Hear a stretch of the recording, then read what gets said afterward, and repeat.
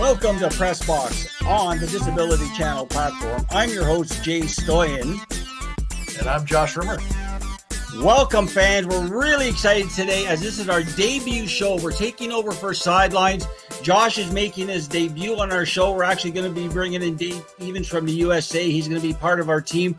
But we're really excited today because we have on the air, we have former NHL legend, referee Kerry Fraser. Kerry, thank you so much for joining the show today. Jay, it's really an honor, and especially to be on your first co-host with my good buddy, Josh Rimmer. That's great. Josh, I'll just hand over the reins to you because I know you guys have such a great relationship over the years, so I'll just sit back and listen for a bit. Yeah, well, thanks, Jay. And Kerry, thanks for joining us on the show. For those that I think everybody knows Kerry. Kerry, over 1,900 NHL regular season games, 12 Stanley Cup finals. It's a real pleasure to have you on the show here, Kerry. How you doing today? Josh, I'm doing good, and it's good to see that my hair still looks better than yours. I lost that a long time ago. My ex-wife made it fall out. I should have. Kerry, first of all, I want to ask you, how are things going out there? Obviously, we are in a pandemic. How's your family doing during these crazy times? Well, thanks for asking, Josh. We've really done well through it for the most part. We're down here in South New Jersey after I relocated the family in 1988 from Sarnia, Ontario, our hometown. So we were in sort of the epicenter of this stuff for a while with the New York, Manhattan, North Jersey filtered down to us in South New Jersey. We have 7 children and 12 grandchildren, and a lot of the kids live in the area. So they were very protective of, Grandma and Grandpa. They didn't want to give us anything that might take us early. So we were great, in terms of watching and looking after ourselves. We've been vaccinated now with the Moderna vaccine. Over a month ago, we had the second one. We're doing great. We've been traveling through COVID and went to Aruba 3 times during COVID. One of the safest places on the planet, we felt. Life. And the recommendation to listeners and viewers is try and live as normal as you can. Protect yourself, wash your hands, all that kind of stuff, and wear a mask when you need to. But get out and get some fresh air, get some sunshine. That really helps too with the virus. It doesn't like sun and vitamin E. So I'm saying we're good. Kerry, it's been a season like no other in the NHL. Obviously, with everything going on with the pandemic, condensed schedule, a lot of teams not knowing sometimes whether or not they're going to be playing a game because there's been a lot of postponements. We'll get into more of that in a minute, but I want to first touch on the hot topic of the week, especially the last couple of days. NHL referee Tim Peel talking into a hot mic during the Predators Red Wings game after wanting to call a penalty on Nashville early in the game. The NHL reacting quickly, saying Tim will no longer work NHL games going forward. Your thoughts on what happened exactly? Well, it really sickened me, to see what transpired right from the game tape all the way through, the decision that really, I guess, had to be made to manage this situation. We as officials are maintain the integrity of the game. We provide the safety for the players, which I always felt was my first and foremost responsibility as a referee in the game. Obviously enforce the rules, but there are certain ways, and you'd know as well as I do, Josh, that it's not just about calling penalties. It's about managing a game so that you don't kill the entertainment value of it. You don't just flood the penalty box, with every call. You have to use good judgment and manage not just the game with selection of penalties, but you also have to manage the emotions of the game. And that takes relationship building with the players and the coaches. Young guys coming in, it takes them a while to be accepted. You have to earn respect. You can't demand it. Just because you have the authority, that doesn't mean that you can automatically have everybody respect you. And that comes over time. But in the management of the game, and I totally understand the optics of that soundbite in the game broadcast with the hot mic were horrible. It was absolutely terrible. I know Tim Peel well. I saw him as a trainee before he even signed a contract with the NHL at the first training camp he ever attended. I think he misspoke. I don't believe that he actually intended it to come out as it did. And knowing the personality of Peelsy, he's a New Brunswick guy. He's a fun guy. He is pretty gregarious, sometimes bloviating. And I just think that in the emotion of the game, you don't ever target a team. You may, and I'll tell you, there's been times, many times, in a game where I felt the game needed a penalty for whatever reason. Maybe it was to bring the energy down, the aggression, to exert control for whatever reason. And it might need where you would have, let's say, the Broad Street Bullies taking all kinds of penalties, and they're the obvious aggressor, and the other team is just playing. They're probably fearful going into the Broad Street, the Spectrum anyway. If the non-aggressive team committed an infraction, I did not want to miss it, because the other team is filling the box. They're taking all kinds of penalties. And if there's an infraction the other way that happened that I miss, now that aggressive team is going to feel like they're getting the raw end of the deal, and they're going to go crazy. They're going to start breaking sticks over somebody. So that's where you look for a penalty to happen. You don't invent a penalty. And in Tim Peel's situation, if the replay showed what I believe happened, which was the penalty with the crash to the net, that's a penalty. Mm-hmm. His biggest mistake was to make an offhanded comment, which I really don't think any referee would common sense make, but he did. And I understand why the league and Colin Campbell had to take swift and punitive action that is very severe. Tim was going to retire at the end of last season. They asked him to come back because they felt that he needed to do some mentoring of younger officials. They don't feel they have enough guys, with experience yet. So all of a sudden now, he does this, and he falls on his own sword, and he's going to leave the game a month earlier than he anticipated. He's not going to have his final game in his hometown of St. Louis, and it's a sad day. It's a black mark. Can I jump in quick, Josh? Yeah, absolutely, Jay. I just wanted to follow up. I think those are great points, Kerry. And I heard some other broadcasters talking this morning, and they were saying because of what happened and going all the way back to Andy Van Halen in the 70s when Saturday night, and everybody heard somebody say that to Andy, right? We all know what that was back in the day. They're saying now the players and the coaches and the refs are going to be afraid of having them being mic'd up because they said, that could have been taken out of context. And he probably shouldn't have said it, obviously, but the heat of the game, emotions, you're saying something, and then cancel culture, and maybe instead of sitting down with whoever is the boss now, the refs, sitting down and explaining your situation and maybe giving them a week suspension, or I don't know if it was a little harsh, but I think it was a little quick to judge. Like, wow, it came out all of a sudden with a report this morning he's done. I don't know. I think they jumped to conclusions a little quick, perhaps. Well, you bring up a couple of really good points. First of all, on the hot mics or the live mics that have been installed, and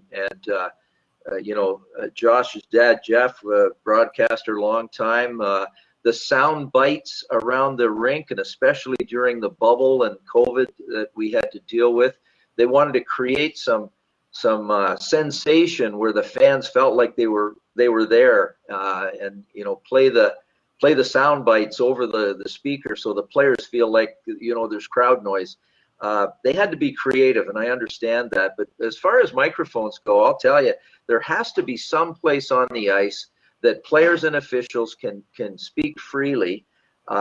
I was the first referee ever to wear a microphone during a game, and it was Madison Square Garden. It was the Rangers and the Minnesota North Stars. Phil Esposito was not the general manager. He was doing the color commentary on Madison Square Garden Network, and they left my mic open. It was an open mic throughout the game. Wow. And you can imagine some of the things that were said.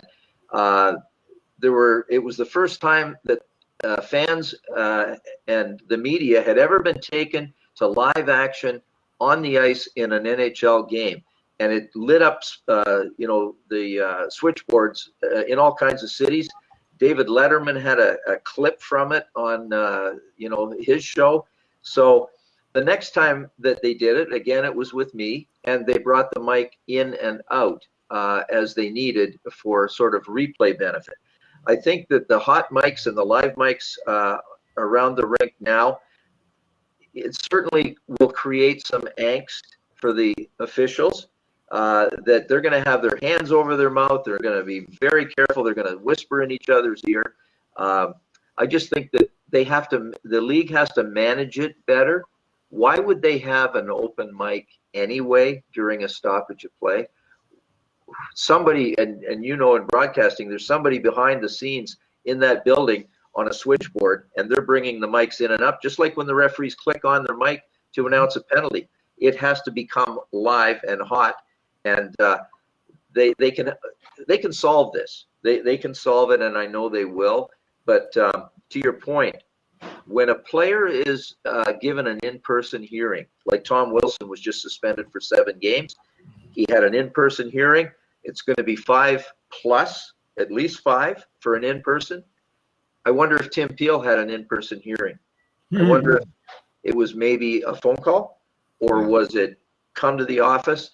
Let's have a discussion about this. What were you thinking? Why did you say something like that? And at least find out what his intent was, or was it just a brain fart that, Exactly. It happens. I've had conversations with players where building relationships was really important for me, and I believe the success of my longevity. And I have great relationships today with legends in the game that I came in with. But in the emotion and the emotional element of the game, in a nose-to-nose confrontation, I've had my belly start to boil and things rise and blip, out it came. And it was a comment that I went, oh my God, why did I say that? And I pulled back immediately on it. And I've said to a player, listen, I'm sorry. I didn't mean to say that. It was offensive. This is what I meant to say. Let me restart that. So sometimes we get an opportunity to do over. But in this particular case, there was no do-over, and there was no explanation as to, in the edict, it was whatever the official's intent was. It's just not appropriate. Thanks for sharing that, Kerry. Josh, I think I'll throw it back to you, maybe take a quick break, and then we'll come back. Yep, sounds good to me. Okay, so we'll take a quick break, and we'll be back in 3 seconds. We're talking with former NHL referee and legend, Kerry Fraser, with his fancy hairdo. We'll be right back in less than 2 seconds.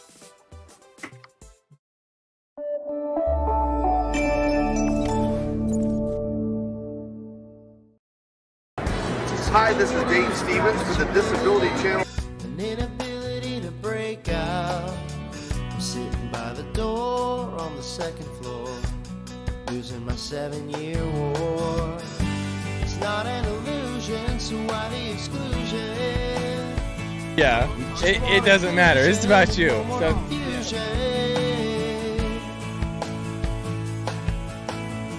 You say you're a disability dynamo. Joining me, and welcome to this beautiful Travelers Championship. I only want one accolade from you. So my story is unique, it's amazing, but it's not anything that you guys don't have inside of you. I'm not a hero, I'm not anybody special, I'm just this guy without legs that went out, and I just did it. Stats outweigh the Democrats, the diplomats, and the bureaucrats. This is probably your first interview down on the ground on your butt and stuff like that? First time ever, All baby. right. Eliminate, invalidate, invalidate, invalidate. Stay with us and the Disability Channel.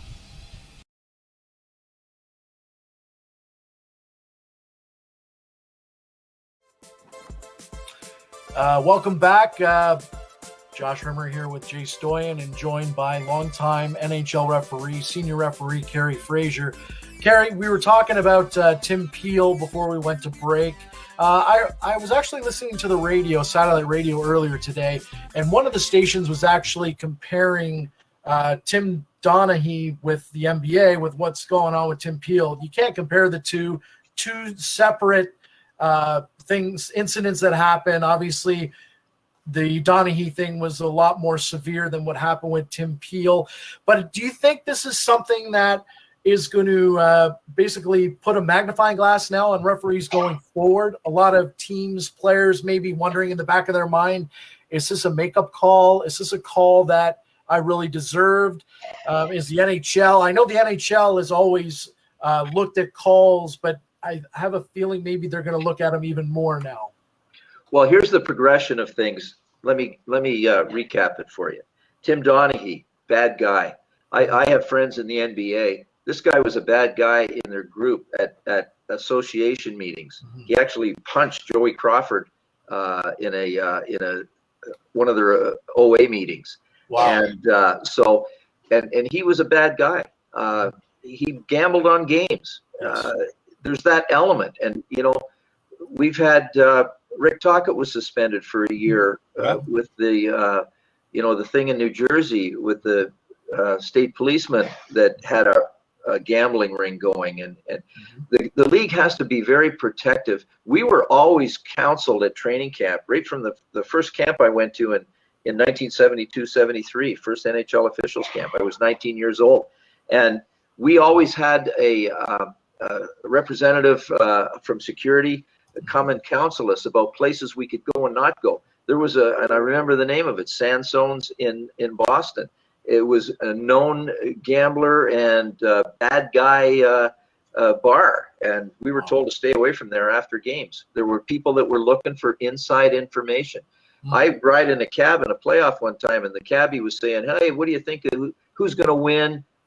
Sometimes they weren't that overt, but I've had guys say, injury-wise, like, is that guy going to be able to play? They wanted to know some inside stuff, and you just had to have your head screwed on right and not try to be like a know-it-all or be a good guy that you want to have conversation.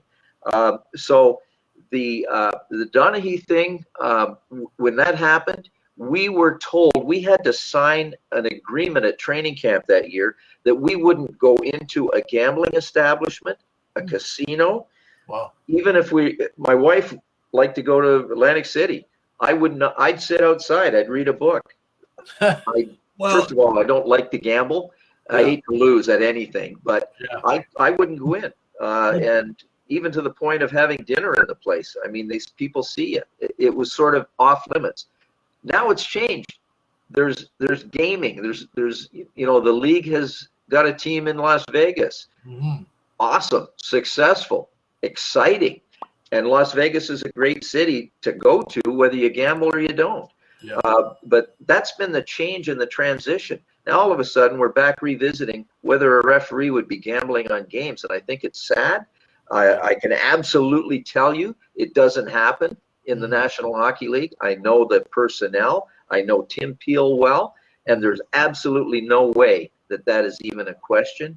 However, people that don't know him and people that would view this kind of comment that have never officiated a game and don't understand the process or the thought process that a referee might be looking for a penalty, not inventing one, but looking for one for the purposes that I mentioned previously, they can misconstrue this, and they can run off in all kinds of different directions.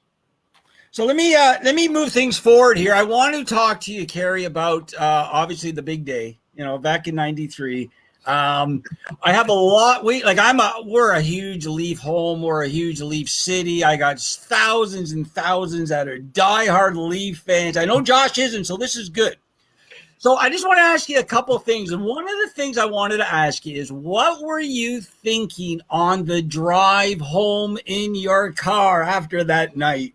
What was going through your mind? Well, it was a prolonged sort of rollout of things that transpired after that. The game was in Los Angeles. I got on the plane. Now, after the game, Brian Lewis was the director of officiating. He said, "Good job, good game." He said, "There's been a report that Hockey Night in Canada might have a replay that Gretzky clipped Gilmore in the chin, but I haven't seen it. We don't know." And it apparently took them a whole bunch of replays to find it. How can one set of eyes from the position on the ice pick it up? Not sure. So I flew home, still not knowing whether or not I had missed the high stick, even after the game. So go back home into Philly. I called my dad in Sarnia, Ontario. Dad, real tough guy. He had forearms like Popeye. He was a goon in the IHL, and he was a boxer, and he was a maniac. And God rest his soul. He was a maniac. And Dad taped every playoff game that I ever did. I got boxes of tapes after he passed away. I haven't even looked at them. And so I'll have to cue that 93 up just to make sure that I did miss it. But anyway, I said, "Dad, how you doing?" He said, "Well, I'm doing good." He said, "We had a little bit of excitement here last night after the game." He said, "I was sleeping in my chair in front of the TV, had his tighty whities on and a little bit of a drum and forearms like Popeye." And he said, "I heard about 3:30 in the morning, I heard this bang and crash in my driveway. And I looked out, and there was this car banging into the trailer hitch on my mini motorhome. He bang it, back up, bang." I said, "Well, what did you do?" He said, "Well, I grabbed the axe at the back door I used to chop wood, and I chased him up the street." He said, "I got a few good licks in the back quarter of the car as he sped away." I went, "Oh, Dad," I said, "that's not good." I said, "There's not a coincidence here." So I called NHL security. They did a search. They said they'll get back to you in a couple of days. Sure enough, they found the guy from Kitchener, Ontario, a Leafs fan, who they interviewed because he was his car was in the garage, the body shop, getting the axe marks chopped, fixed. And he said, "Yeah," he said, "I'm a Leafs fan." He said, "I drove to Sarnia, Ontario after that game to find out where Fraser's family lived, and I wanted to do some damage." Now, my mother, God rest her soul, used to get all kinds of obscene phone calls. She'd answer the phone, "Your son's a no good, blank, blank, blank," and she'd hang up. So I said, "Mom, here." I gave her one of my referee whistles, and like the good hockey mom she was, she tied it on one of my skate laces. She hung it on a hook by the phone, and as soon as an obscene phone call came in, she blasted the whistle in their ear, and the phone calls subsided. Now, my brother and I had to move Mom into a nursing home after Dad passed, and a few years later, and she had dementia and moving to Alzheimer's, and for her own safety, we had to move her into a nursing home. I had to clean out the house and get it ready to sell, and she still had the whistle hanging on the hook by the phone. Wow. Now that is inside baseball right there. Like two stories that our Leaf fans would never know. So Kerry, thank you for sharing those two wonderful stories. That's what we love. We love like the personal stories that touch people's hearts. So I want to thank you. I want to give a big shout out to Diamond Dave Facebook page, because there's thousands and thousands of people that know that you are coming on today. So that was a little bit for them. I know you got to run. I want to ask you one more question, but I want to hand it back over to Josh if Josh wants to ask you one last question. And then, actually, you know what? Hold that thought, because my producer's saying we got to take another commercial break. So we're going to take a break. We're going to come back with Josh is going to ask one more question, and I have one before you go, Kerry, if that's okay. Okay. Okay, so let's take a quick break, and we'll be back in 2 seconds.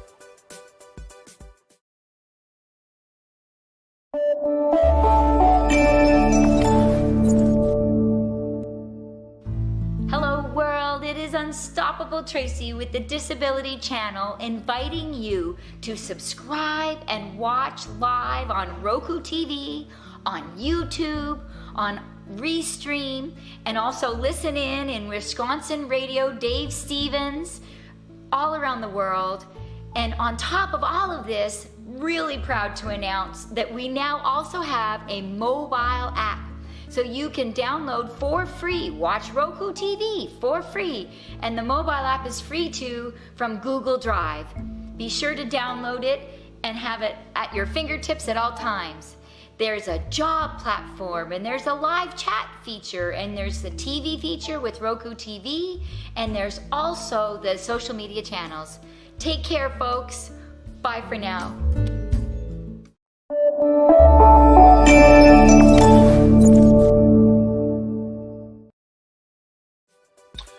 Welcome back, everyone. I'm Josh Hermer along with Jay Stoyan, and we're joined by former NHL longtime referee Kerry Fraser. Kerry, before we let you go, I do have a question for you, as I believe Jay does as well.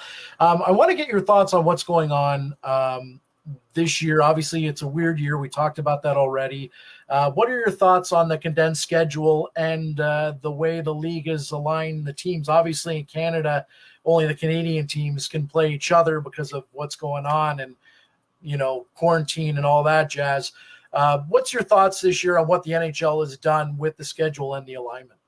Well, I think the NHL right from last year, during very difficult times, set the standard and the bar for professional sports. They did an incredible job putting a product on the ice to any degree. Their consideration of protection of players, media, making sure that everything was safe. The worst thing that could have happened was to open it up like Major League Baseball and have games have to be canceled because of, guys getting COVID and not being careful. And I know that the officials that went to the bubble last year, to a man, they were treated incredibly well by the league. The guys that went the full distance right through to the finals, I mean, they were like the players that had to stay and play. They were away from their families for a couple of months, but they were treated incredibly well. This year, with the border closed and the realignment, the condensed schedule, it has done an amazing thing for rekindling sort of the rivalries that we had, back in the old divisions with the Patrick division and the Norris division. That Norris division, as referees, we used to call it the Chuck Norris division, because every game there were brawls. It was incredible. No matter who played, whether it was Toronto, Detroit, Chicago, Minnesota, St. Louis, we had Chicago-St. Louis games where busloads of fans would come from Chicago, and there were more fights in the crowd. They put extra police on.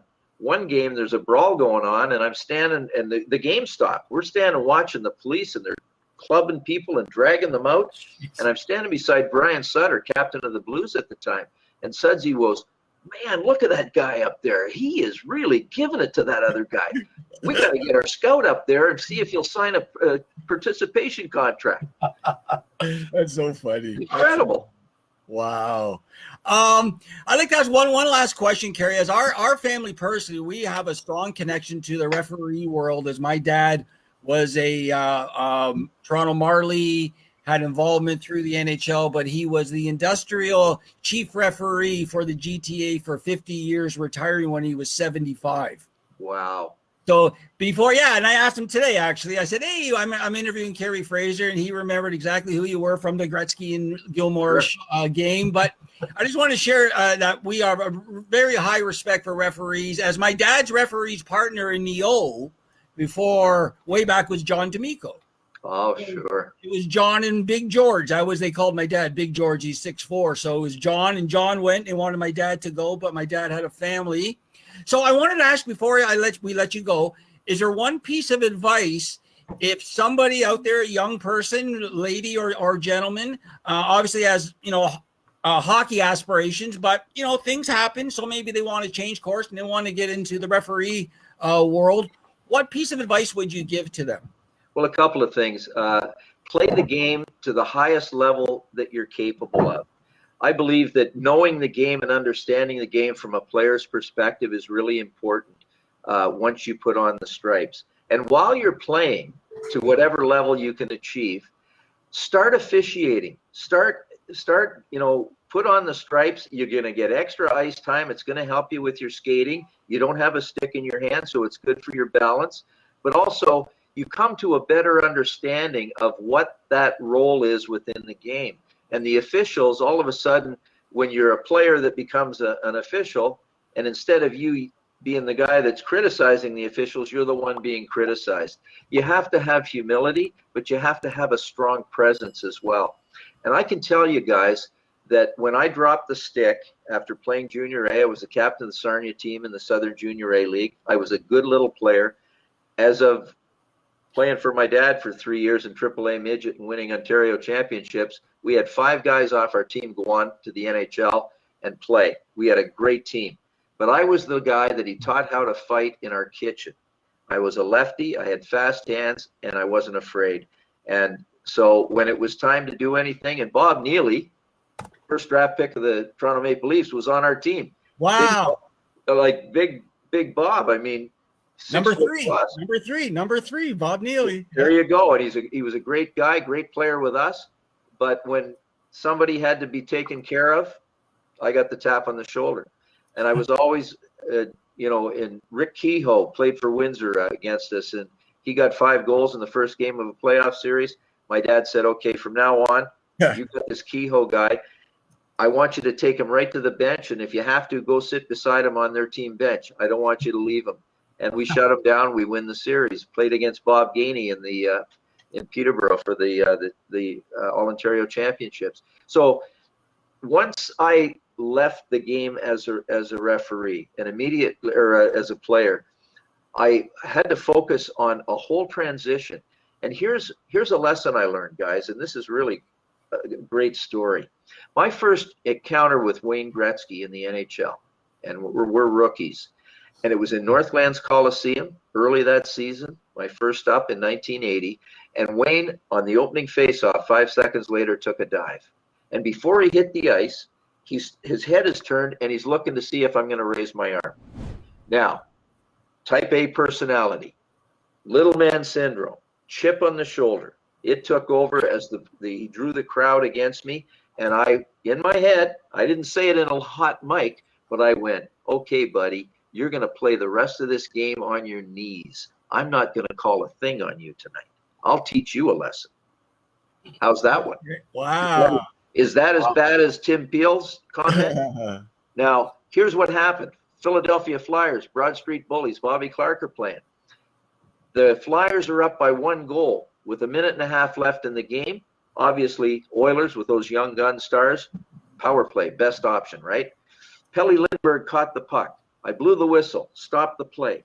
Wayne in his office behind the net, jumps in the air, throws his hands out one way, his feet out the other, and he does a belly flop on the ice.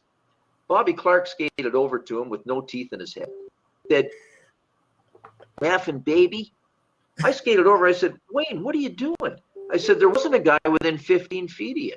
He said, "You wouldn't have called it anyway. You haven't called a blank thing all night." I said, "You're right. I'm going to start right now." Bang, you got 2 for unsportsmanlike conduct. He said, "Thanks. It's about blank time you called something." And he stormed off the ice to the dressing room. He didn't even go to the penalty box. Now, here's the lesson, gang. Wow. Here's the lesson. In reflection, after every game, and I have like a photographic memory.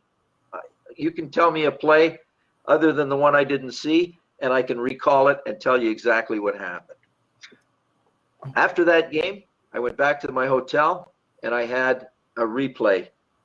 I wanted to see in every game in my self-evaluation something that I could have done better in the game. This one hit me like boom, high stick right between the forehead.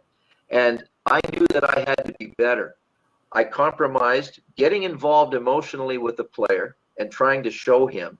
I compromised my personal integrity. I compromised the rules, and I compromised my employer that hired me and paid me to do a job.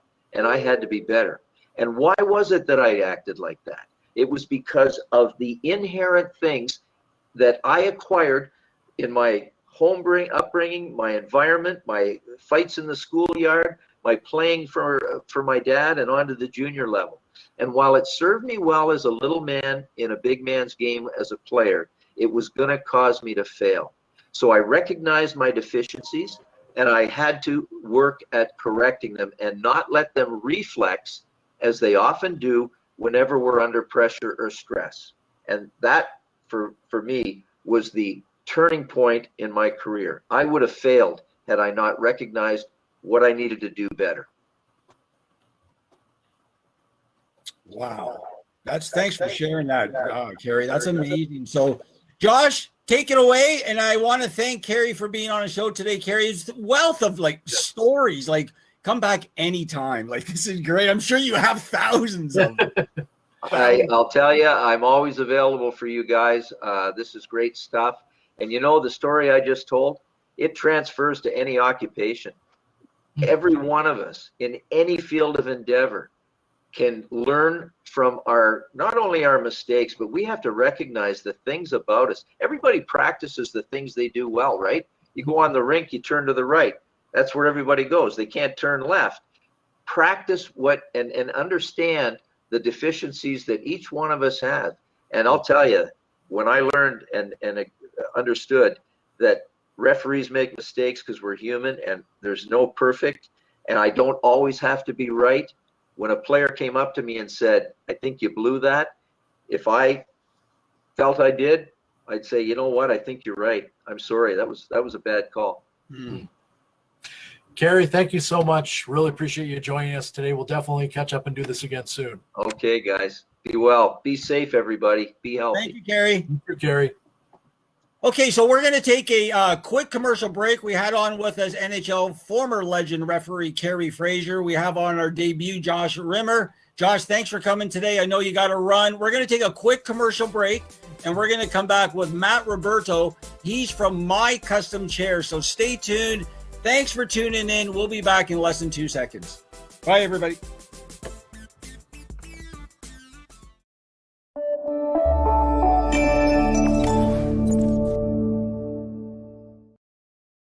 Jay Stoyan here for the Disability Channel, the world's only inclusive channel for and by persons with disabilities. I just want to let everybody know that we are now live on Roku TV, the world's largest IP platform, and it is a free subscription. Again, the Disability Channel is live on Roku TV, the world's largest IP platform, available in more than 27 countries around the world. And it is a free subscription. Subscribe today, the Disability Channel.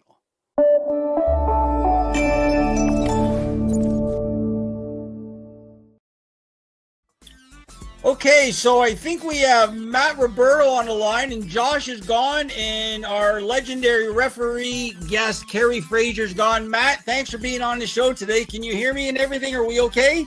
Yeah, I can hear you guys. Can you hear me all right? Yeah, we can hear you great. Thanks again for taking the time. I know you're a busy guy out in Stony Creek, so we have a lot of hockey viewers and sports fans watching. So why don't you tell us again about My Custom Chairs, because they're wonderful. We're going to show some video later in the show or some images, but tell us a little bit about your platform, Matt, and then we can get right into the sports details. Yeah, so it's mycustomsportschair.com. We have the official licensing rights to all the major sports leagues right now, except for the NBA. You can get on our website and you can custom design any team you want, home or away jersey. You can add a name and number to the back. We've got so many different options. If you're not a sports fan, we've got lifestyle image chairs. We've got a lot of rock bands. So the Tragically Hip, Rush. We also have the Beatles. We're about to launch Pantera today at about 4 p.m. And we just signed the Motley Crue. So we've got a bunch of different options, obviously very heavy in the sports market, but you can get on there and you can actually design the chair that you want the way you want. And again, please give out the proper name of your company, because I think I missed the word sport in there. Yeah, so it's My Custom Sports Chair, and the website's mycustomsportschair.com. That's great, Matt. Really, thank you. And like I said, when I was out there, I believe last month, I met your twin brother, and we had it took me for a really nice trip throughout the manufacturer place. Great building, by the way. And tell us a little bit about your connection now to the sports world, because I know you're a hockey guy. So tell our viewers your connection to the sporting world. Yeah, I spent, like every Canadian kid, started at a young age, probably 4 or 5 years old. Was lucky enough to play junior hockey in Oakville, Ontario for the Oakville Blades. Transitioned into Division I college hockey at Canisius College and then in Manhattanville College in New York City. Had a cup of coffee playing minor professionally down in the Southern Professional Hockey League in North Carolina and Louisiana, and then finished my career in Lyon, France.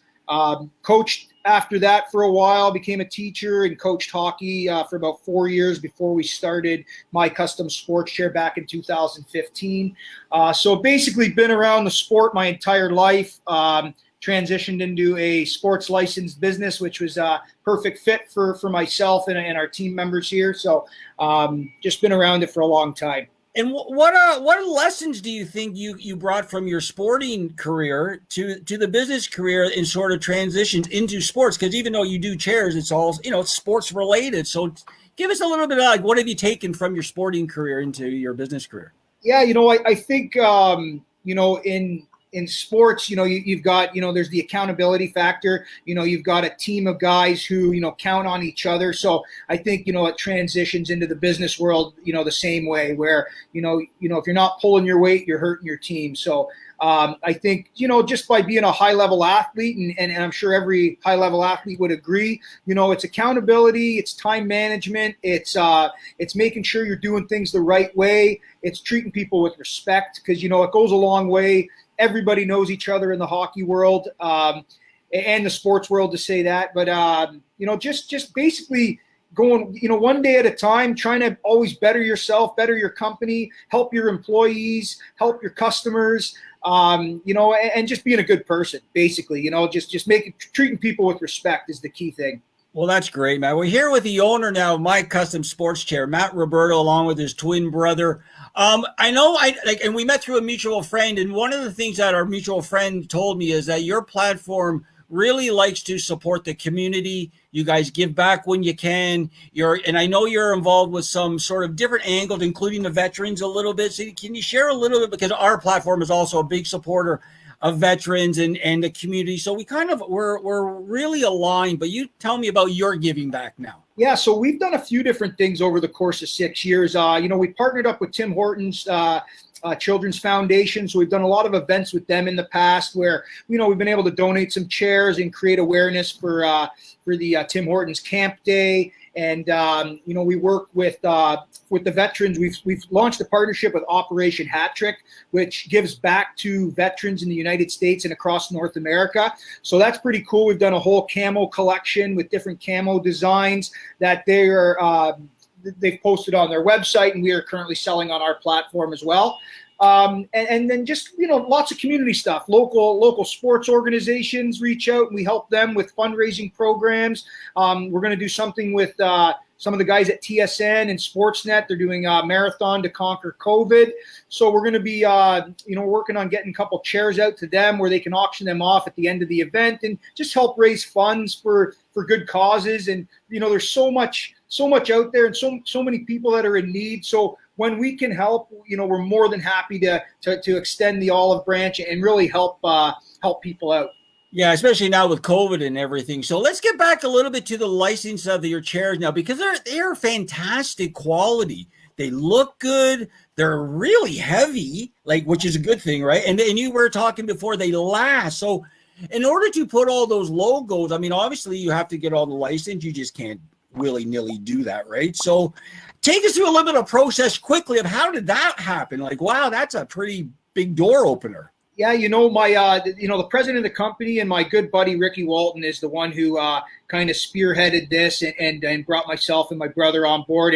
And we had an initial conversation with the NHL, and basically, we had an idea, and we took this idea and brought it to them.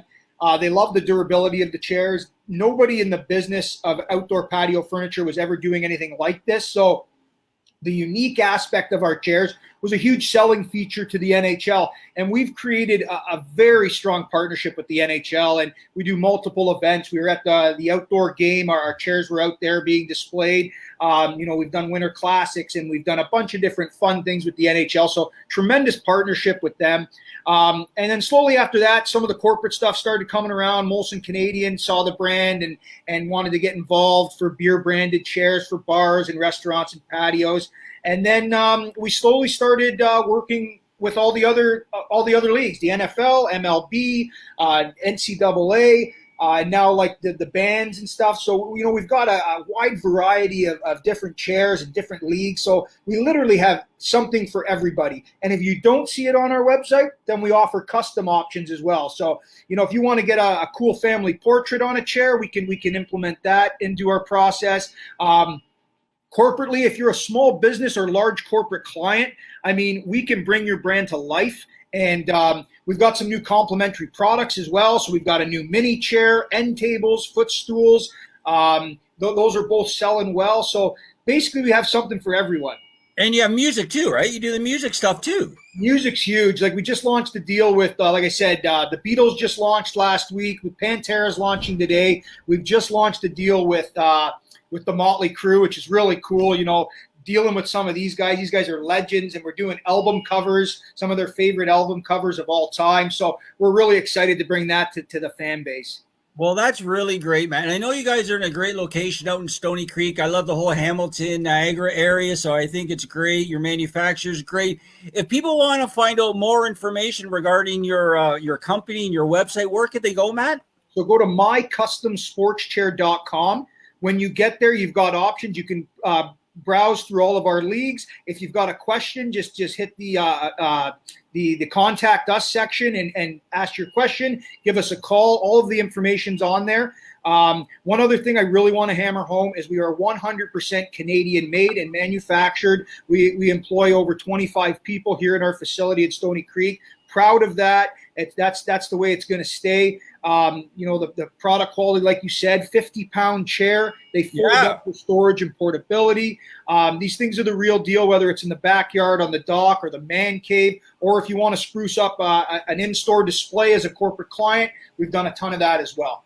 That's great, Matt. Well, we really thank you. Thank you for coming on a show today. Congratulations on your business. Wonderful. I love the sports and the music aspect. I mean, that's the best. So we really thank you. I'm sure we'll be in touch soon. What we're going to do, we're going to take a quick break, and I'm going to come back and wrap our debut show. Yeah, thanks for being on our debut show, Press Box.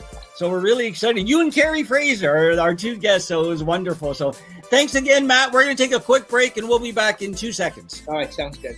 Thank you.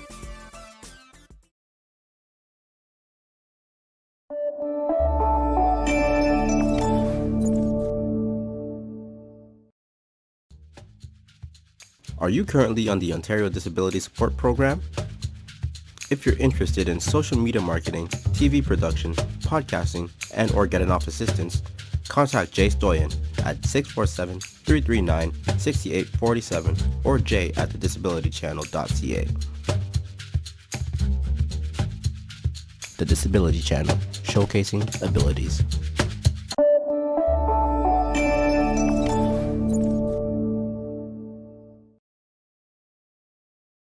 I'm your host, Jay Stoyan, and today we also debuted Josh Rimmer. Josh is our field reporter, and if you can see the guy in the background behind me, that's Dave Stevens. He's our U.S. reporter as we were at the Super Bowl in January, and we're going to be going to California for next year's Super Bowl. Before I do let people go, we didn't talk any sports. We had two dynamic guests on today. We had former NHL referee Kerry Fraser, and we had from My Sports Custom Chairs, Matt Roberto. So I want to thank the guys. I want to thank everybody. Tonight is Thursday. Tonight is Leaf game.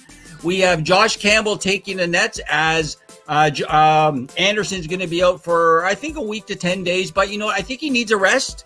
I think he has an upper body injury. I think when he comes back, he's going to be better than ever. And if Josh can hold the fort, I think we're going to have a really good tandem going into the playoffs. Seems like our players are getting healthy. Wayne's healthy. Austin with his wrist is going to get better. I love our D. We just got to grind it out, guys. We got to grind it out. Now's the time to grind it out in the NHL. Everybody wants to grind it, so we got to grind it. What else I want to talk about? NBA trade deadline. Lowry going or staying. I think we already traded Norm Powell. Major League Baseball, the Jays starting rotation is hurt. So, and it's getting close. We have a week to go. So that's going to be, I don't know. I want to give a big shout out to our friends at TSN. I want to give a shout out to Perry and Jim Taddy. Hi, guys. Thanks for being our friends in the sporting world. And I think that's about it for now. So if people want to find out more information on Pressbox, you can go to our website, www.thedisabilitychannel.ca. You can join us on Roku. You can watch us here, like right now on Restream. Join our Twitter, Facebook, Instagram, LinkedIn. Just go. So again, I'm Jay Stoyan. You're watching Press Box. We'll see you next time.